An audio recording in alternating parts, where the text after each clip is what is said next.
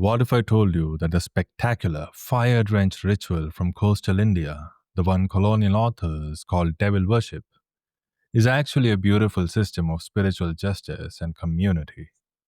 It is a tradition where a man becomes a living deity to solve problems and restore balance. Today, we uncover the powerful truth behind Daiva worship and Bhuta Kola.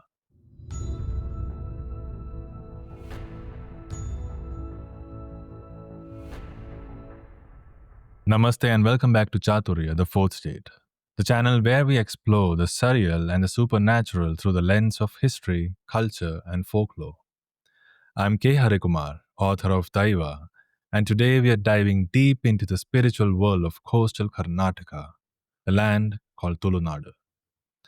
Between the Western Ghats and the Arabian Sea lies a unique coastal land called Tulunadu. Here, an ancient conversation between the human and the divine takes place. This isn't a land of distant gods in a far off heaven. It's a place where spirit deities are living, breathing members of the community. They are the guardians, the ancestors, and the deified heroes who once walked that very soil. But what is Bhuta? Let's start with the name. The word Bhuta in many Indian languages is often translated as ghost or spirit. This can mislead a lot of people into thinking that people are worshipping ghosts, but that's not exactly true. In Sanskrit, for example, Bhuta comes from the root word bhava, which means to be, and Bhuta roughly translates to what has become or what used to be. But in the vibrant cultures of Tulunadu and northern Kerala, this term carries a completely different weight. Here, a Bhuta or a Daiva is a spirit of a long gone hero, a fierce guardian, or a very powerful being.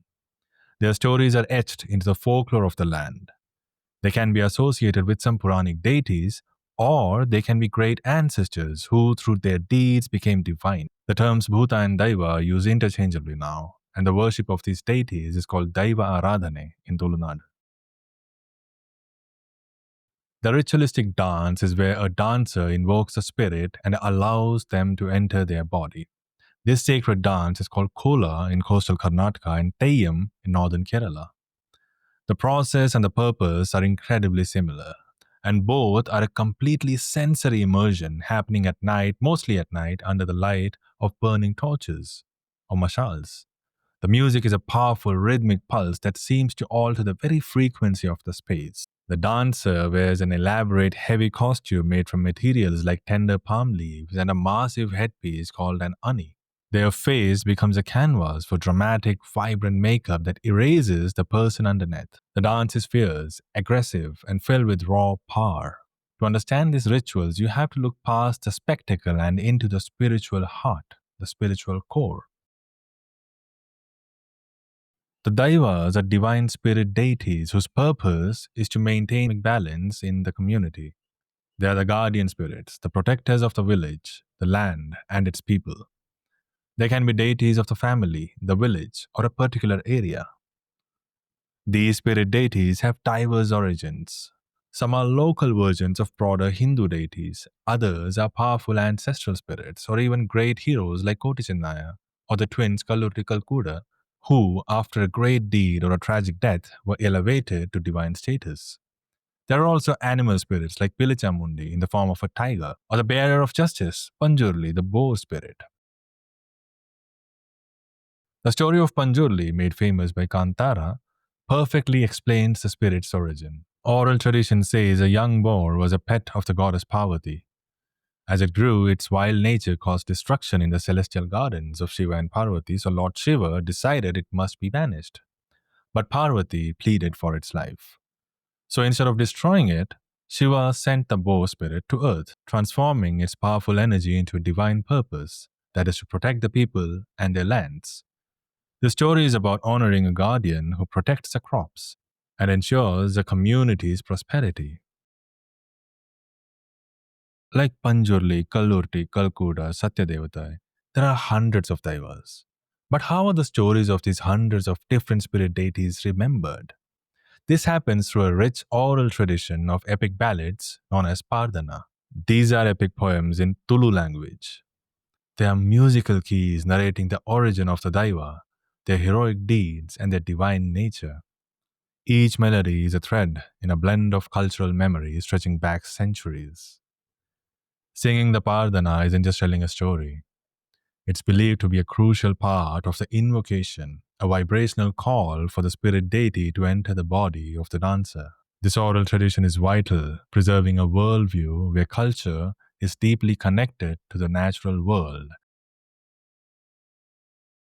At the very center of the kola or theyyam is the performer, the dancer, a human bridge to the divine. And this is not a role just anyone can take. The dancers for kola traditionally come from specific communities like the Nallike Pambada or Parava.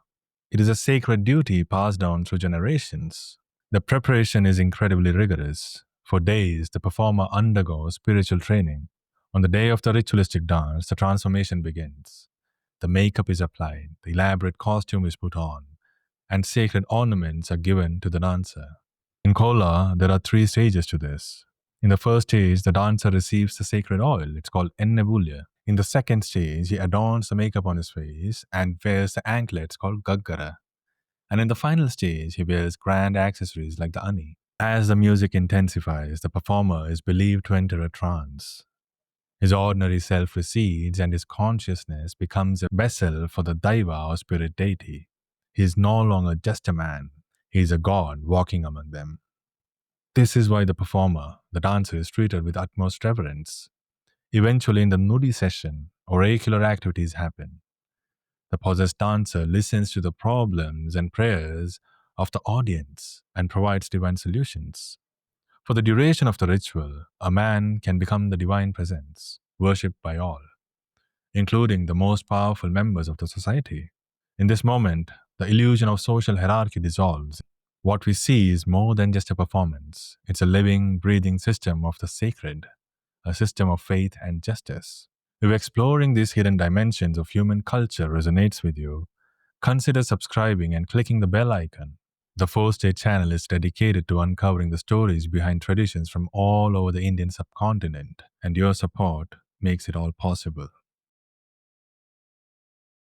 In an age long before modern legal systems and courts, this ritual provided social order, justice, and a way to restore harmony. Beyond justice, these rituals are a powerful force for social unity. These events bring everyone together. It's a time to honor the spirit that ensures the well being of their land, animals, and families. Offerings, often the produce of the land, are later distributed as blessed food. Sokola and Tayyam are not rituals of fear, but of reverence. It is not about a malevolent devil. No, it's not. It's about a benevolent, protective guardian spirit. It is a vibrant, living tradition that for centuries has been a community system of justice, a source of guidance, and a pillar of social harmony. The fierce dance, the colors, the fire, and the primal energy, they are an expression of the immense power and cosmic majesty of the divine spirit deities of Tulunadu. To understand the power of this, one has to witness the ritualistic dance or a kola. This belief system, the intricate dance between man and spirit, offers us a powerful lesson. In our hyper-rational modern world, we might have forgotten the wisdom of folklore and the power of the unseen. We may be disconnected from our ancestors and the sacred spaces that define our communities.